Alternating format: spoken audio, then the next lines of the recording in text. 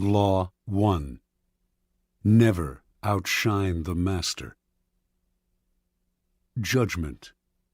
Always make those above you feel comfortably superior. In your desire to please and impress them, do not go too far in displaying your talents, or you might accomplish the opposite, inspire fear and insecurity. Make your masters appear more brilliant than they are, and you will attain the heights of power. Transgression of the law. Nicolas Fouquet, Louis XIV's finance minister in the first years of his reign, was a generous man who loved lavish parties, pretty women, and poetry. He also loved money, for he led an extravagant lifestyle. Fouquet was clever and very much indispensable to the king. So, when the prime minister, Jules Mazarin, died in 1661, the finance minister expected to be named the successor. Instead, the king decided to abolish the position. This and other signs made Fouquet suspect that he was falling out of favor, and so he decided to ingratiate himself with the king by staging the most spectacular party the world had ever seen. The party's ostensible purpose would be to commemorate the completion of Fouquet's chateau, Vaux-le-Vicomte, but its real function was to pay tribute to the king, the guest of honor. The most brilliant nobility of Europe and some of the greatest minds of the time, La Fontaine, La Rochefoucauld, Madame de Sévigné, attended the party. Molière wrote a play for the occasion in which he himself was to perform at the evening's conclusion.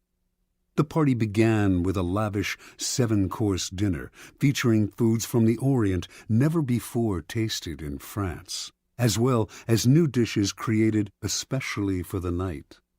The meal was accompanied with music commissioned by Fouquet to honor the king. After dinner, there was a promenade through the chateau's gardens. The grounds and fountains of Vaux-le-Vicomte were to be the inspiration for Versailles. Fouquet personally accompanied the young king through the geometrically aligned arrangements of shrubbery and flower beds. Arriving at the garden's canals, they witnessed a fireworks display which was followed by the performance of Molière's play. The party ran well into the night, and everyone agreed it was the most amazing affair they had ever attended. The next day, Fouquet was arrested by the king's head musketeer, D'Artagnan. 3 months later, he went on trial for stealing from the country's treasury. Actually, most of the stealing he was accused of he had done on the king's behalf and with the king's permission. Fouquet was found guilty and sent to the most isolated prison in France, high in the Pyrenees Mountains, where he spent the last 20 years of his life in solitary confinement. Interpretation. Louis XIV, the Sun King, was a proud and arrogant man who wanted to be the center of attention at all times. He could not countenance being outdone in lavishness by anyone, and certainly not his finance minister. To succeed Fouquet, Louis chose Jean-Baptiste Colbert, a man famous for his parsimony and for giving the dullest parties in Paris. Colbert made sure that any money liberated from the treasury went straight into Louis's hands. With the money, Louis built a palace even more magnificent than Fouquet's, the glorious Palace of Versailles. He used the same architects, decorators, and garden designer. And at Versailles, Louis hosted parties even more extravagant than the one that cost Fouquet his freedom. Let us examine the situation. The evening of the party, as Fouquet presented spectacle on spectacle to Louis, each more magnificent than the one before, he imagined the affair as demonstrating his loyalty and devotion to the king. Not only did he think the party would put him back in the king's favor, he thought it would show his good taste, his connections, and his popularity. making him indispensable to the king and demonstrating that he would make an excellent prime minister. Instead, however, each new spectacle, each appreciative smile bestowed by the guests on Fouquet, made it seem to Louis that his own friends and subjects were more charmed by the finance minister than by the king himself, and that Fouquet was actually flaunting his wealth and power. Rather than flattering Louis XIV, Fouquet's elaborate party offended the king's vanity. Louis would not admit this to anyone, of course. Instead, he found a convenient excuse to rid himself of a man who had inadvertently made him feel insecure. Such is the fate, in some form or other, of all those who unbalance the master's sense of self, poke holes in his vanity, or make him doubt his preeminence. Observance of the law. In the early 1600s, the Italian astronomer and mathematician Galileo found himself in a precarious position. He depended on the generosity of great rulers to support his research, and so, like all Renaissance scientists, he would sometimes make gifts of his inventions and discoveries to the leading patrons of the time. Once, for instance, he presented a military compass he had invented to the Duke of Gonzaga. Then he dedicated a book explaining the use of the compass to the Medicis. Both rulers were grateful, and through them Galileo was able to find more students to teach. No matter how great the discovery, however, his patrons usually paid him with gifts, not cash. This made for a life of constant insecurity and dependence. There must be an easier way, he thought. Galileo hit on a new strategy in 1610 when he discovered the moons of Jupiter. Instead of dividing the discovery among his patrons, giving one the telescope he had used, dedicating a book to another, and so on, as he had done in the past, he decided to focus exclusively on the Medicis. He chose the Medicis for one reason. Shortly after Cosimo I had established the Medici dynasty in 1540, he had made Jupiter, the mightiest of the gods, the Medici symbol, a symbol of a power that went beyond politics and banking, one linked to ancient Rome and its divinities. Galileo turned his discovery of Jupiter's moons into a cosmic event honoring the Medici's greatness. Shortly after the discovery, he announced that the bright stars, the moons of Jupiter, offered themselves in the heavens to his telescope at the same time as Cosimo II's enthronement. He said that the number of the moons, 4, harmonized with the number of the Medicis. Cosimo II had 3 brothers, and that the moons orbited Jupiter as these 4 suns revolved around Cosimo I, the dynasty's founder. More than coincidence, this showed that the heavens themselves reflected the ascendancy of the Medici family. After he dedicated the discovery to the Medicis, Galileo commissioned an emblem representing Jupiter sitting on a cloud with the 4 stars circling about him, and presented this to Cosimo II as a symbol of his link to the stars. In 1610, Cosimo II made Galileo his official court philosopher and mathematician with a full salary. For a scientist, this was the coup of a lifetime. The days of begging for patronage were over. Interpretation. In one stroke, Galileo gained more with his new strategy than he had in years of begging. The reason is simple. All masters want to appear more brilliant than other people. The producer of a great work wants to feel he is more than just the provider of the financing. He wants to appear creative and powerful, and also more important than the work produced in his name. Instead of insecurity, you must give him glory. Galileo did not challenge the intellectual authority of the Medicis with his discovery, or make them feel inferior in any way. By literally aligning them with the stars, he made them shine brilliantly among the courts of Italy. He did not outshine the master. He made the master outshine all others.